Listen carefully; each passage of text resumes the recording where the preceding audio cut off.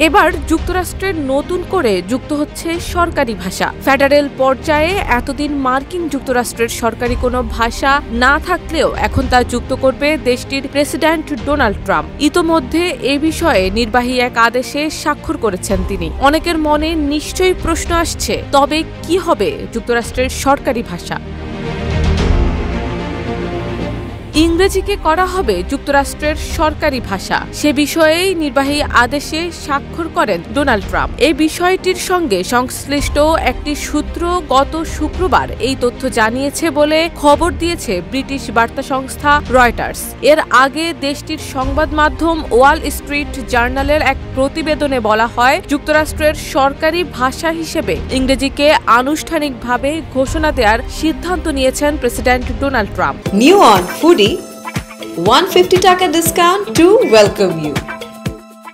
এ বিষয়ে শিগগিরই তিনি নির্বাহী আদেশে স্বাক্ষর করবেন। তবে নির্বাহী আদেশে স্বাক্ষরের নির্দিষ্ট সময়ের বিষয়ে বিস্তারিত কোনো তথ্য জানা যায়নি।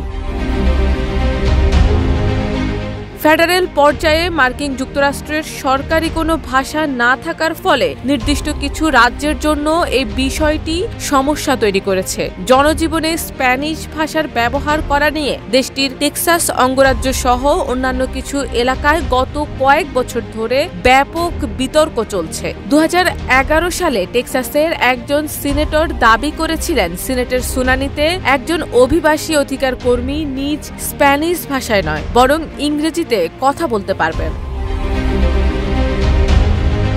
টেক্সাসে স্প্যানিশ ভাষায় কথা বলা যৌক্তিক কিনা তা নিয়ে কয়েক দশকের পুরনো বিতর্ককে নতুন করে জাগিয়ে তুলেছিল সেই ঘটনা। যুক্তরাষ্ট্রের এই অঙ্গরাজ্য একসময় মেক্সিকোর অংশ ছিল, তারও আগে স্প্যানিশ সাম্রাজ্যের অংশ ছিল টেক্সাস। ভাষা নিয়ে এই সংকট যুক্তরাষ্ট্রে বসবাসরত অনেক বয়স্ক মেক্সিকান আমেরিকানের জন্য বেদনাদায়ক হয়েছে, যারা 1950-এর দশকে সেখানকার স্কুলে স্প্যানিশ ভাষায় কথা বলার জন্য অনেকে শাস্তি পেয়েছিলেন বলেও ধারণা করা হয়। তবে এবার এই সমস্যা নিরসনে ট্রাম্প গোটা যুক্তরাষ্ট্র জুড়ে ইংরেজিকে সরকারি ভাষা করার এই সিদ্ধান্ত নেয়। শারমিন নিশু, ঢাকা পোস্ট।